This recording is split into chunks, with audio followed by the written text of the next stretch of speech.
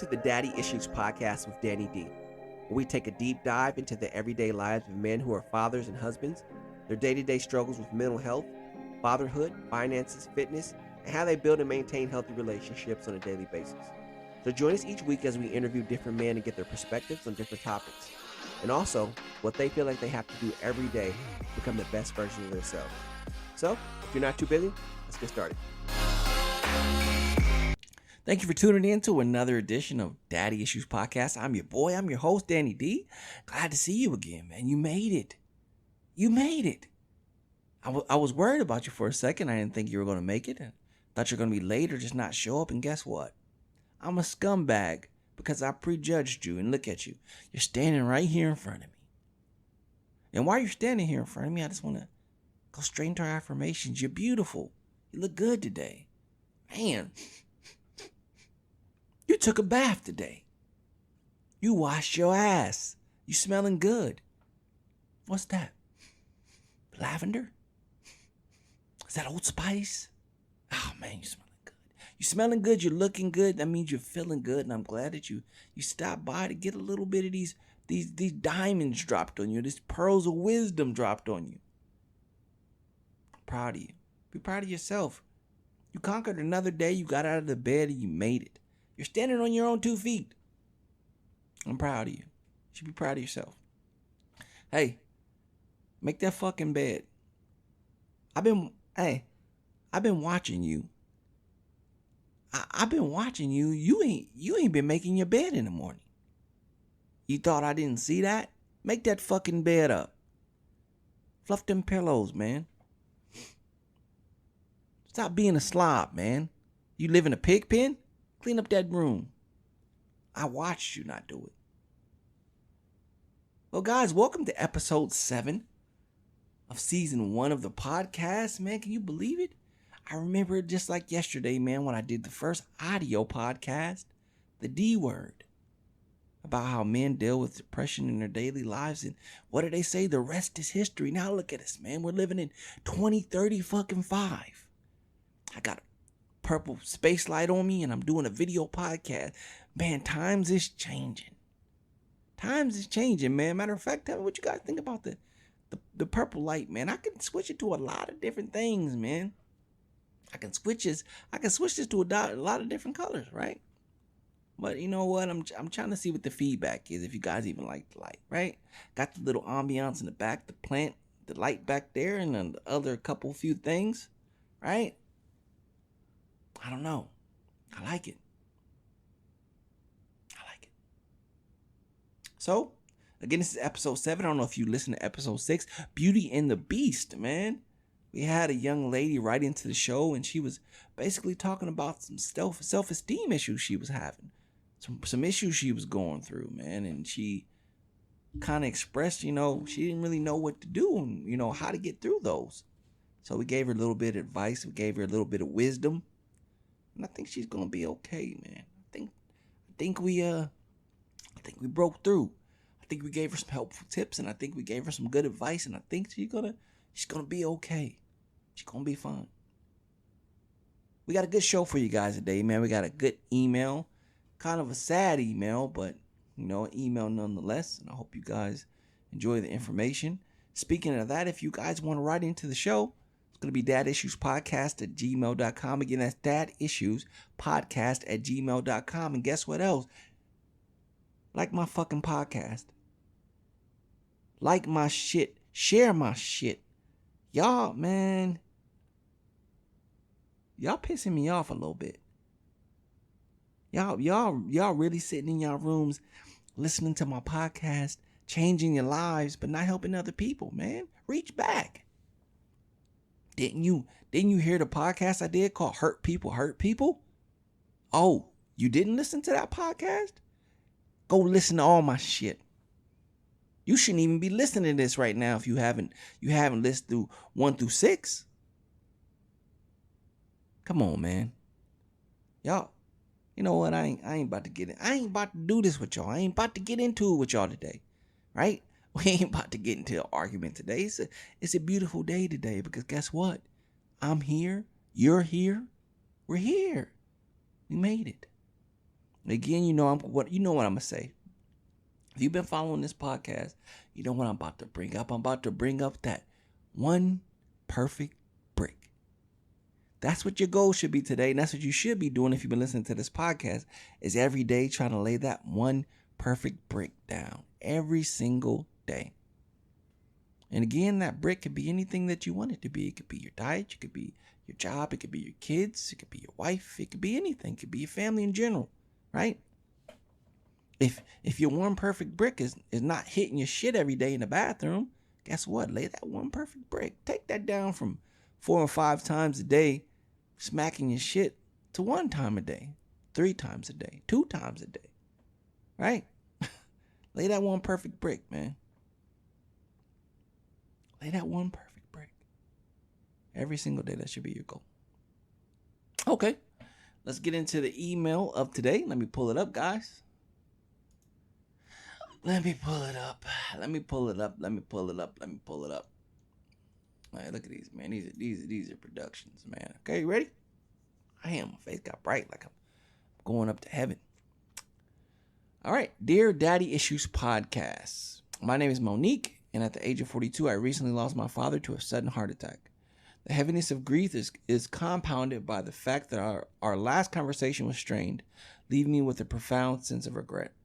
As I navigate this complex journey of mourning, I'm turning to your podcast in the hopes of finding guidance and solace from you or your listeners. How does one cope with the loss of loved ones, particularly when the last moments were marked with unresolved emotions? Your insights would mean a great deal to me as I navigate this challenging chapter of my life. Thank you for providing a space for healing conversation. Warm regards, Monique. Man, that's a beautiful email. You guys, man, I don't know if there's like some type of app or something you guys are using, man, for these emails, but they're put together, man. They're squared away. They're 10-8. A little police lingo for y'all. 10-8. Okay, let's get into it, guys. Monique, first of all, my condolences to you losing your father, man. It's never a good thing when you lose somebody you love, man. That's fucking terrible. That can be anything. That can be your mom, your dad, your dog, your goldfish, anything. When you have a investment into something, a connection to something, and you lose it, man, that can feel like the whole world's fucking shattering. And then to compound it with a negative conversation, man, I can't even imagine, Monique, what that feels like, you know. And we take that stuff for granted every single day. And I'm glad that you wrote this email, because I think it's something we need to shine a light on, right? We go through this stuff all the time, and we take it for granted. We have these conversations with people that we love or we care about. And I'm talking about the negative sides of the conversation, the screaming matches, the insults, the innuendos, the disrespectful things. And it all ties back to time, because we all believe we got time. We believe that for some reason we have all the time in the world. We believe that time caters to us, like it stands still specifically for us, and it doesn't.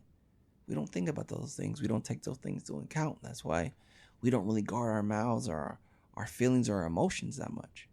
Because if we cared about those type of things, which we internally do care about those things, I don't believe anybody intentionally wants to hurt somebody they care about, right? Now, getting into an argument or flying off the handle or living off of emotion, which a lot of people do, that's different, right? Because you do have an intent to hurt that person. And that's only because you want to get your point across, if that makes sense. That's why you're doing it. You're saying all these crazy fucking things. You're trying to say whatever you can to invoke that emotion that makes you feel better. That's what you're doing. You're saying whatever you can, whether it's hurtful, whether it's wicked, it's mean, because you want to evoke an emotion from that person that makes you feel better about yourself. Makes you feel like you won the conversation. Makes you feel like you won the argument. And some people don't have limits when it comes to anger and emotion. Those are very dangerous people, and you have to be careful associating yourself with those people, right? You got to. Because those fucking people, man, they'll fly off the handle on you, man. They'll say something that'll get you out of character. But back to time. We all think we have time, man. And we do have a small amount of time on this earth, and it's It's not that much when you look at it in the bigger picture of things, but when it comes to relationships and people you love and these conversations, we feel like we got all the time in the world. We feel like we can say whatever to whoever because we always got tomorrow. And unfortunately, Monique, you're in a situation where, one, it was your father, which I'm assuming you have a deep connection to your father because you wouldn't be feeling this grief that you're feeling. That's where that emotion's coming from, is that grief.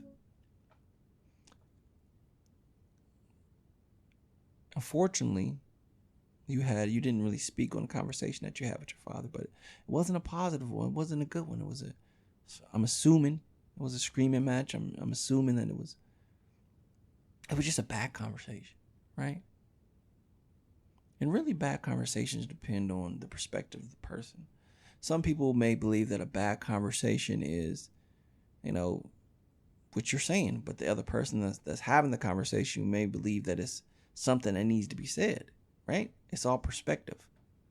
I can be saying something to you that I feel like I need to get off my chest or that needs to be said, and you can take it as the most disrespectful thing in the world. I'll tell you who's good with that. Parents are good with that. Mom and dad, good old mom and dad are great for that, right? And you can't blame them because they raised you, Those who are blessed enough to have like two parents in the home, or just a parent in general, because some people don't. They raise you and they try to teach you the best they can, if they're good parents.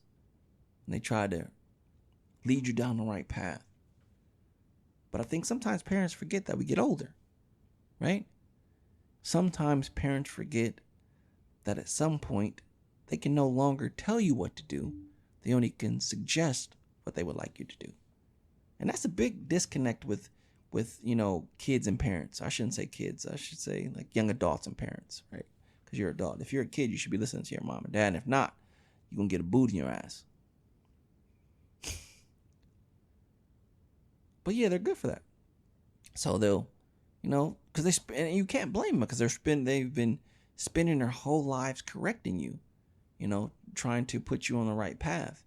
And as you become an adult or you get exposed and pipelined to different things, because really that's what people are at the end of the day. They're just a makeup of a bunch of different people that you met, right? That's all that you are. You're a combination or goulash of a bunch of people that you met over your life. And when you really sit and think about it, it makes sense. Say you meet somebody that you really like, right?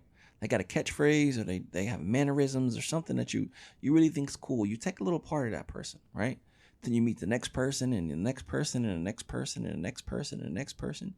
And eventually you just, I guess you become unique in your own way because you have all these makeups of all these different people, but that makes you unique. But your parents, they spend your whole life, vetting those different personalities that you obtain. Oh, that's not good. That's not good. This is not good. This is not good. And, when you're younger, you have to listen to that. If you're respectful, you don't have to listen to it. But if you respecting your parents, you'll listen to it and you'll abide by their rules and do what you're supposed to do. But as you get older, you develop your own personalities, right? You develop your own opinions about things. You develop this sense, hopefully, you develop a sense of what's right and what's wrong.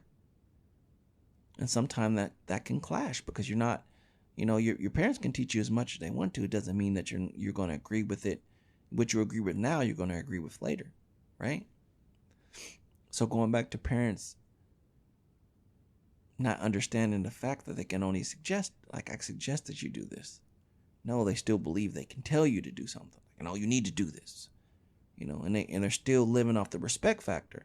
Like, hey, they respect me enough to do what I'm asking them to do, but that's not how the cookie always crumbles. Sometimes you have a strong opinion about something, or you standing on business, as they say, and you won't budge, man, and that can cause a conflict. And sometimes with parents, we have to have those hard conversations, right? Sometimes we have to get into those screaming matches because that's our only way to, I'm not saying be disrespectful, but I'm saying like that's our only way to get our points across, or to make our parents realize that We're adults now. We're our own people. Some of us are responsible for other little people, right?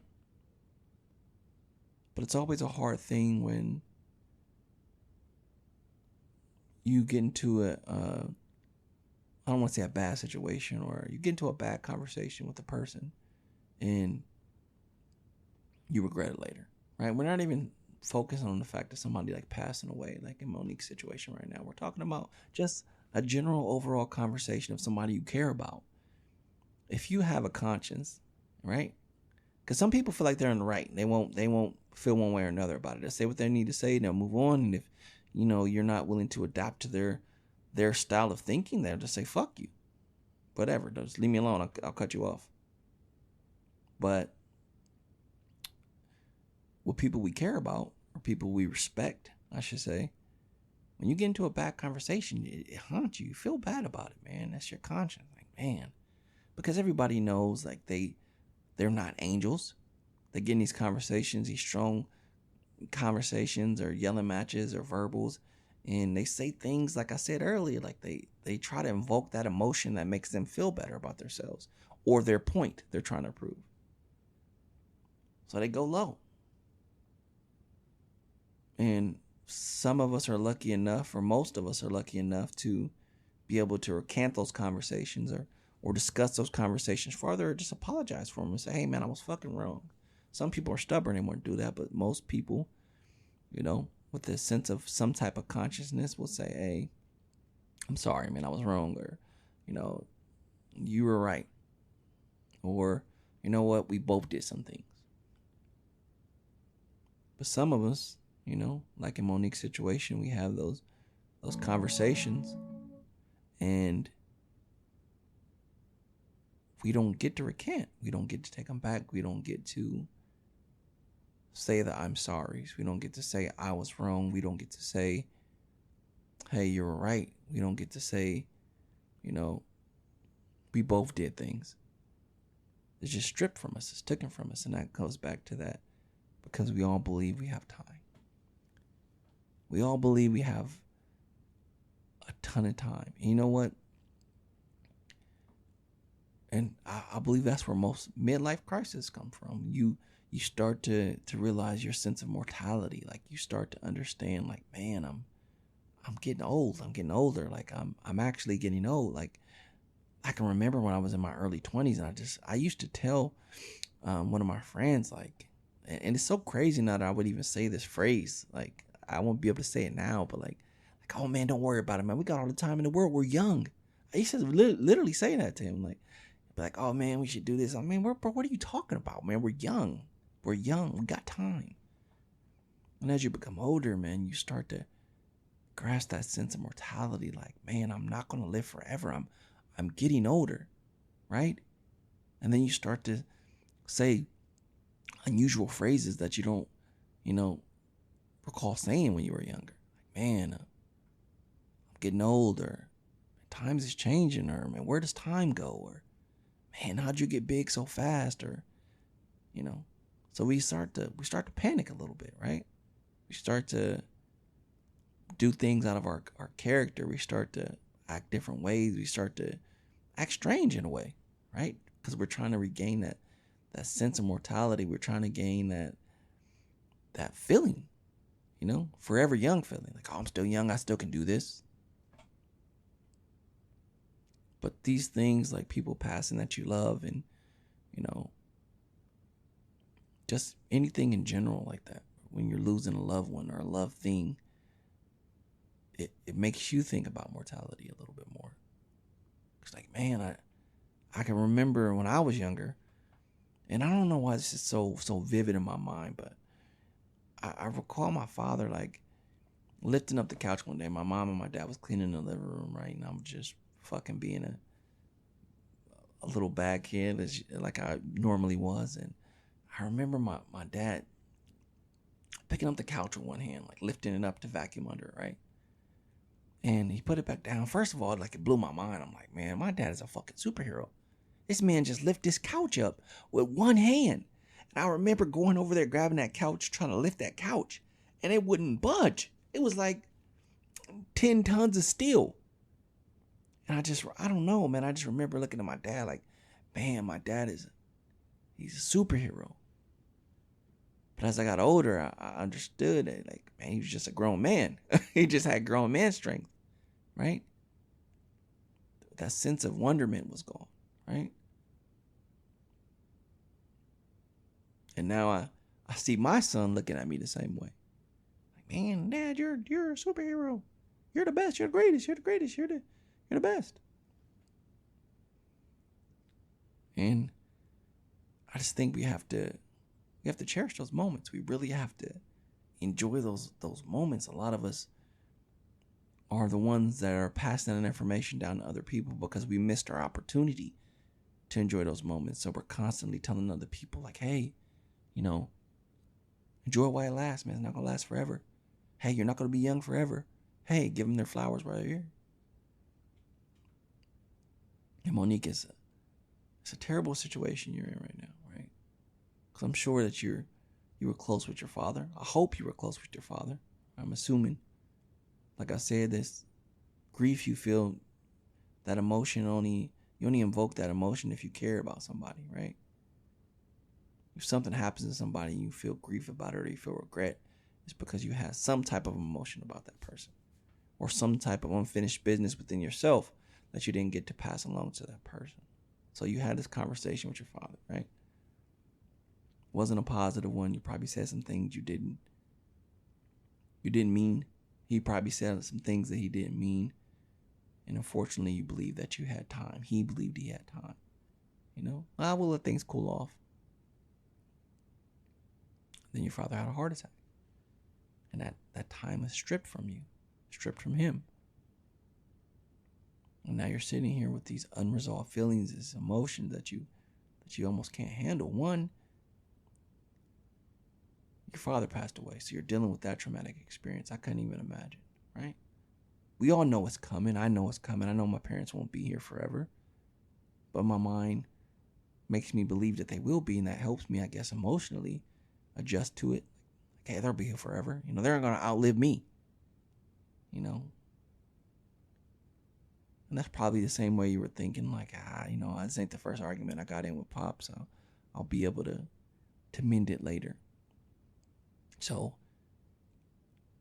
how do we get past that, right? How do we get past that grief? First and foremost, you have to understand that grief is okay. It's okay to mourn. You're in mourning, right? And whenever we're in mourning, especially when it comes to a loved one that's passed away, we invoke every emotion, every negative thought that we ever had about that person. And it's not really negative thoughts about that person, but it's the negative things that we could have done better. We wish we would have done better when that person was here. Oh man, I wish I would have spent more time with my kid. Or I wish I would have took Dad walking in the mall more. I wish I would have, sat with him on that rocking chair and drunk that lemonade with him. So you're dealing with that. It's compounding, right? So the conversation that you had, that you wish you could take back, that's just you have to understand, that's just the cherry on top of the cake, the shit cake. That's not what's bringing you down somewhere. You're in mourning. You're hurt. You're hurt. And like I said, when you lose a loved one, you just your mind tries to tell you, plays this Rolodex of all these things you could have done better, all these regrets.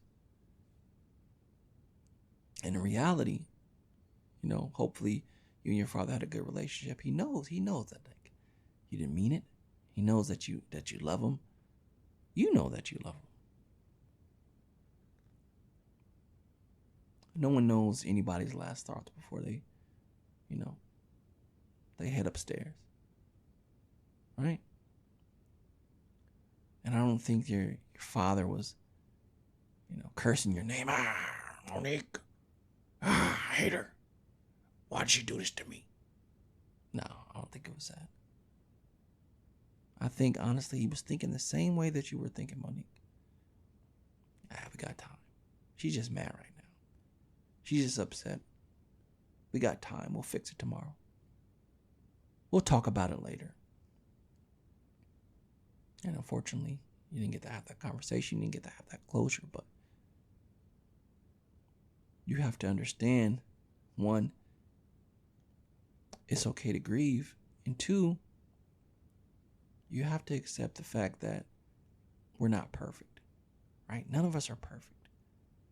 None of us do everything right all the time. And we have to try, and I know this is like a cliche a lot of people like don't really like, but we have to honestly, especially when it comes to passing of loved ones, we have to focus on the good things. And I know it's like, man, I hear that all the time. Everybody says this, but that's the truth.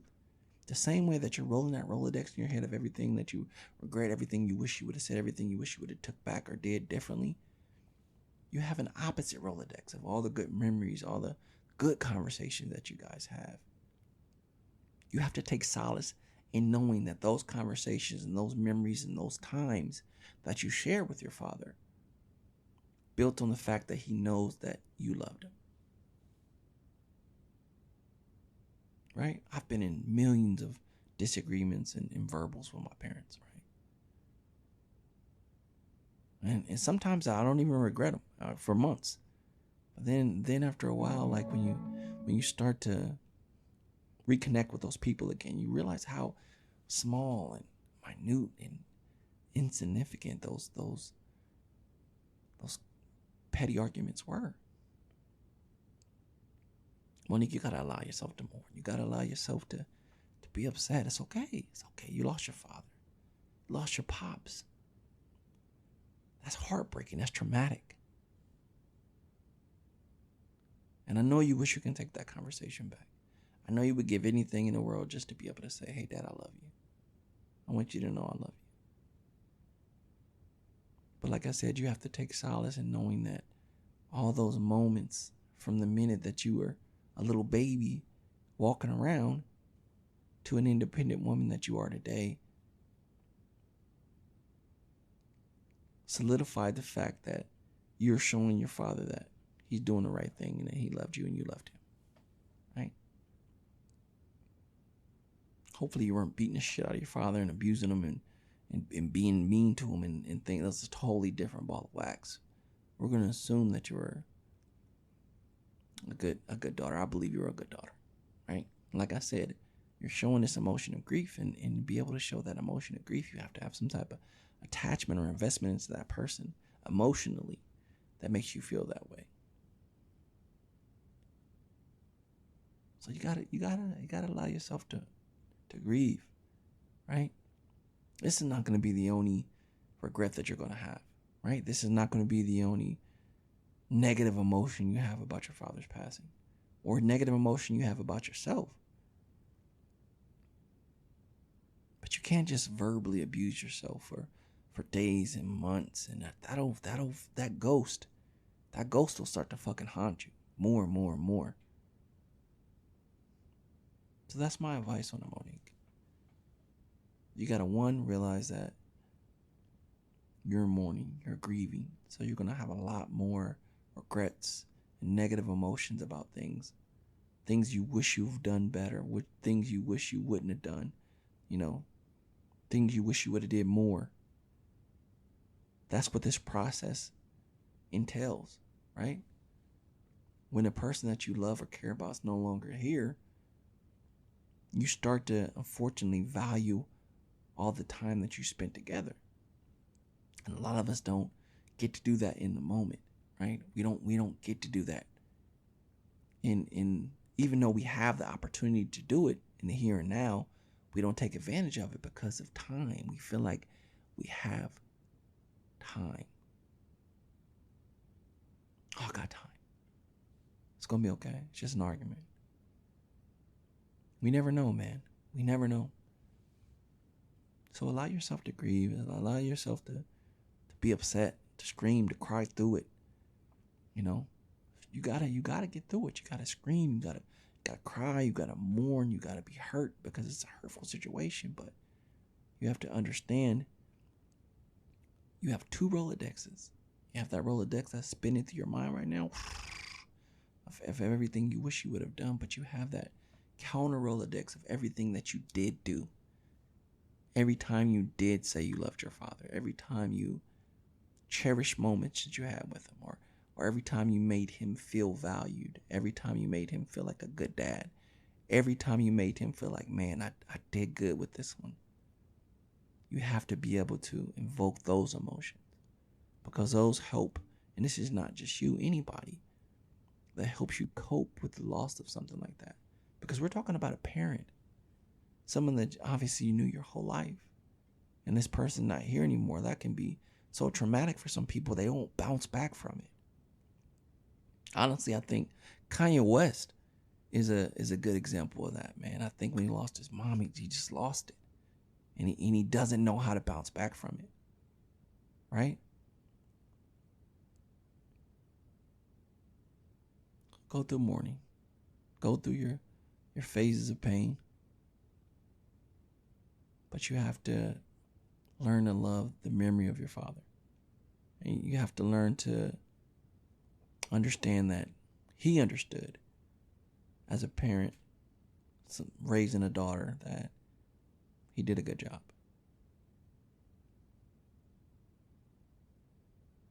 I know it's rough, Monique. I know it's fucking rough.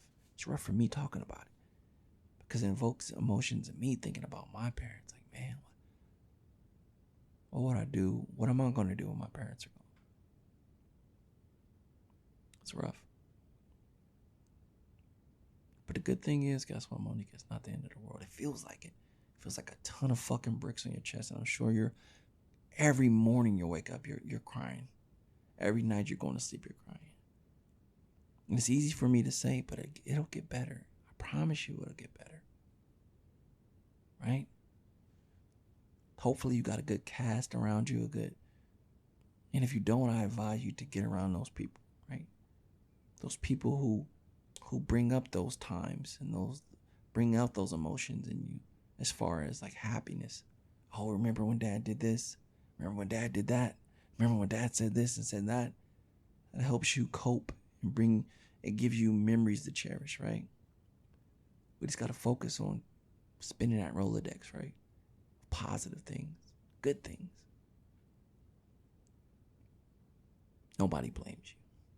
Nobody blames you. It was just your pop's time.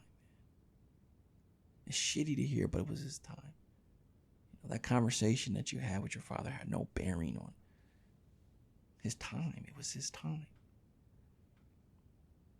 And both of you guys just made the common mistake of believing that it's fixable because we got time. Time's something we can't get back. Time is something that we can't get back. But the good thing about time, as it progresses and as we lose more of it, we cherish what we have left. That's important.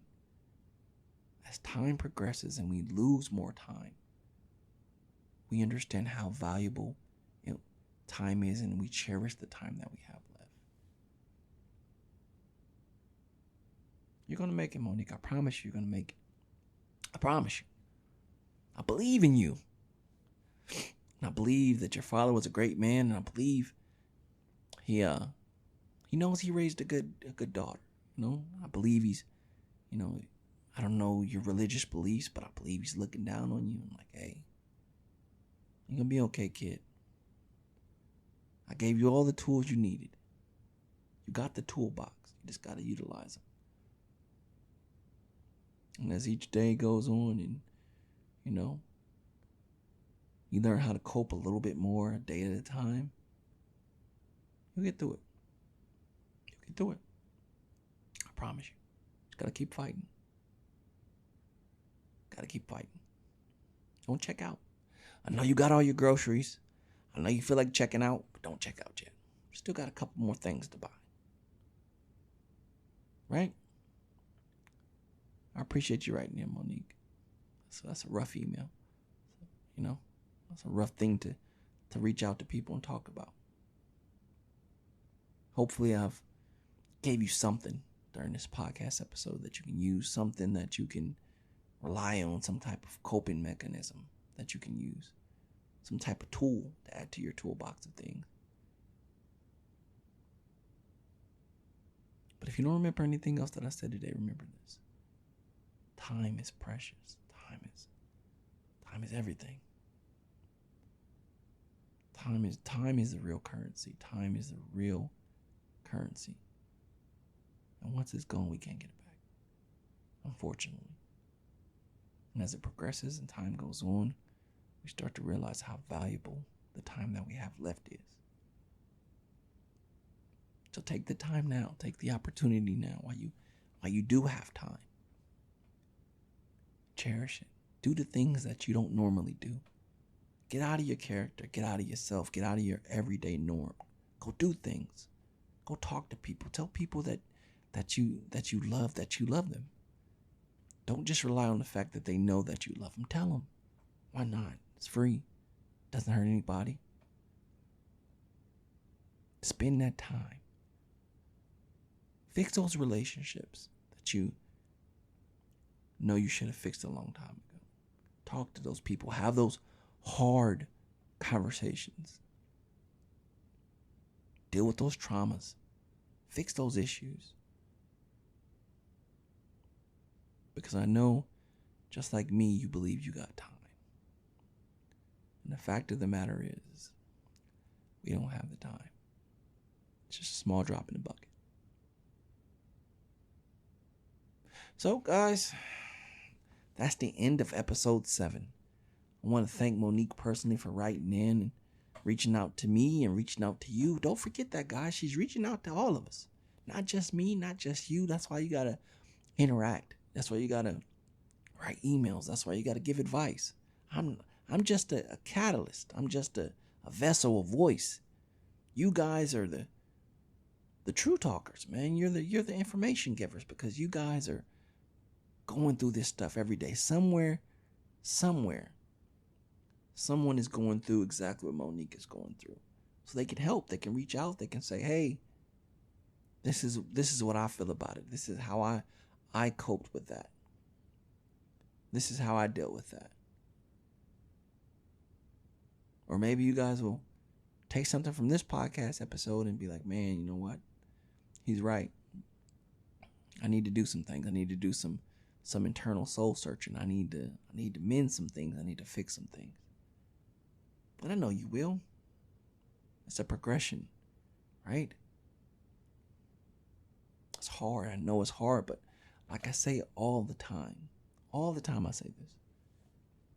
If you seek out easy, if you always look for the easy road, your life will be hard, I promise you.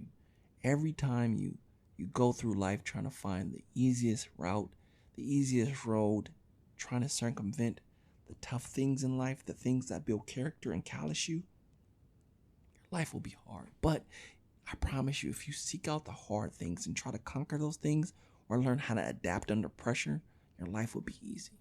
I promise you. When life gets hard, your life will be easy. Because you've adapted to those things. You lived in those waters. You lived under that pressure. So you know. You don't panic. You have those file folders in your head.